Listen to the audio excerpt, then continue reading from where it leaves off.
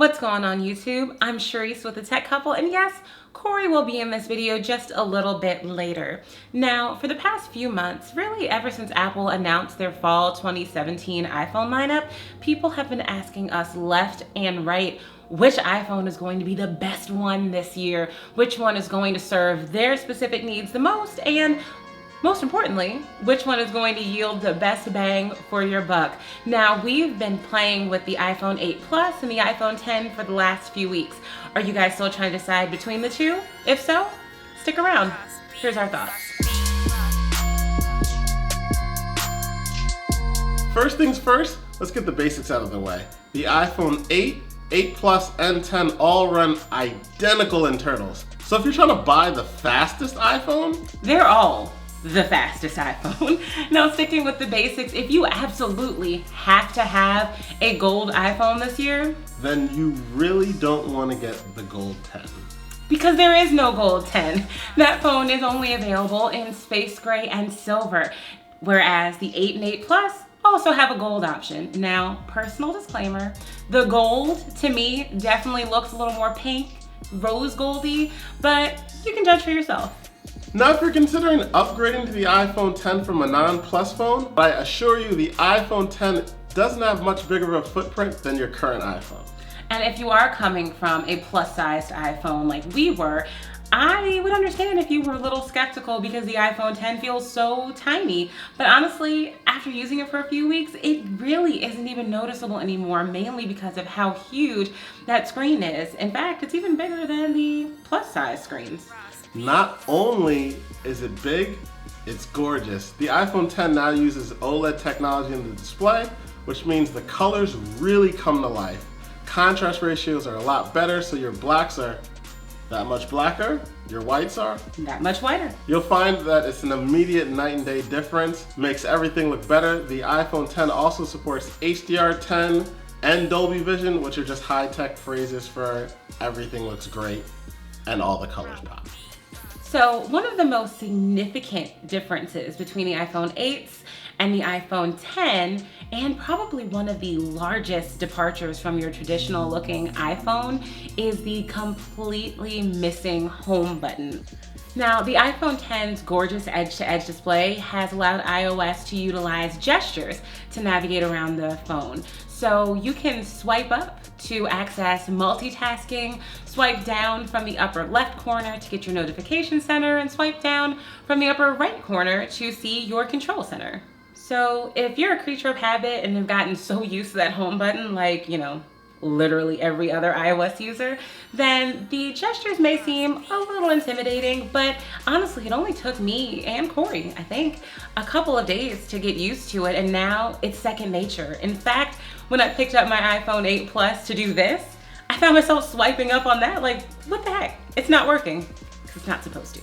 So the home button has actually become an integral part of the iPhone experience. Several years ago, I believe during the iPhone 5S launch, Apple announced Touch ID, which is pretty much a fingerprint scanner built into the home button. That allowed you to use any of your fingers to unlock your phone without having to enter in the passcode. Now with the iPhone 10, of course, no home button means no more Touch ID. Apple introduced Face ID, facial recognition for the front-facing camera. Now Apple's packed a ton of technology that will ultimately allow you to safely and securely use your face to unlock your phone. And it's also smart enough so that if you get your shave on or grow a face full of hair, it still will recognize those changes and be able to adapt. Now there's probably a debate going on currently and may even start in the comment section below about what's better, Touch ID or Face ID. I personally haven't had many issues with Face ID at all. Seems to work flawlessly for me, even in 100% darkness, which I was quite amazed by. Whereas I've ran into a hiccup here or there, sometimes if I have on my glasses or my makeup's done differently or my hair is wrapped up. It's not too bad, but it definitely has a slightly higher failure rate than what I experienced with Touch ID over the years. Now I think what we would all agree upon is the seamlessness to access certain applications that use Face ID as opposed to Touch ID. For example, when I open up my banking app, I don't have to do anything. As soon as I click the app, it scans for my face, authenticates my face, and I'm in there. So for the most part, the iPhone 8s and the iPhone 10 have very comparable, if not identical, cameras. However, all of that technology crammed into the front-facing camera on the iPhone 10 allows for something called portrait mode to be on the front-facing camera as well. Now, the iPhone 8s do have it on the rear camera, but the 10 has the benefit of being able to use it on the selfie camera. Now, portrait mode is what allows you to get those gorgeous professional looking images where you're in focus and the background's all super blurry, you know, extra dope Instagram pictures for the most part. Now, while we're on the topic of the front facing camera, let's talk about its placement in that notch. Whoa, whoa, whoa. Okay. You're not gonna forget about my favorite feature. Oh, Lord. These animojis. Apple pretty much announced a feature that uses the front facing camera in said notch, we'll get to that in a second, that allows you to use facial recognition to pretty much transpose your facial expressions onto emojis. Like unicorns and dogs. And poo. Of course, I'm the poo. Now, back to the notch. Like, there's a problem with animojis. No, none at all. We could talk about animojis for the rest of the video. Yep, talking. You want to do the rest of the video in animojis? No? Okay, continue. My bad. The notch. Before I even held the iPhone 10 in my hands, I gotta say, I hated it. I hated the thought of it, I hated the concept of it. I was about to straight up avoid the iPhone 10 entirely. Oh, ye non-believer. Yes, but I have truly been converted. Now that I've used the phone in hand for several weeks, I gotta say, I don't even notice it anymore. Most applications now have been updated to support the notch. Your bigger developers like Facebook, Twitter, Instagram, all the big names, they've updated. Even some of the smaller names are starting to get updates in there. Most of the time, if your phone application isn't supported for iPhone 10, it's normally not too bad. There have been a couple of hiccups, but most of the time you just get a black bar at the top and at the bottom, and it looks just like a standard issue iPhone app. Now, if you can't stand the black bars like some of our friends and some of you maybe have complained about, you always have the option to pinch to zoom, which will fill the screen and might cut off a little bit at the top and bottom, but hopefully that doesn't bother you too much. If not, then deal with them bezels. So that's pretty much everything, and if not, charge it to my head and not my heart. There's a lot to go. Our heads? Charge it to our heads and not our hearts, even though we are one, because there's so many features in the iPhone 8s and the iPhone 10.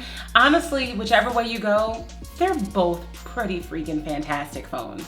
Indeed, indeed. So of course, we want to know, what did you decide on? Are you going to wait till Christmas? Did you get an iPhone 8 because you couldn't wait for the 10? Are you still waiting for the 10? I am sorry. We're going to send a prayer up. Hopefully get your phone to you immediately. Bam, look, it's at the door. Go check. Of course, again, I am Corey. That pretty lady is Sharice, who cut me off the super ending. Together we make the tech couple. If you're not already subscribed, please do. We've got plenty of stuff on the way. We'd love to share it with you. Got any ideas of stuff you want us to talk about? You can definitely leave us a comment. Check us out on social media. All the links will be at the end of the video. And we'll catch you guys next time. Bye. Later.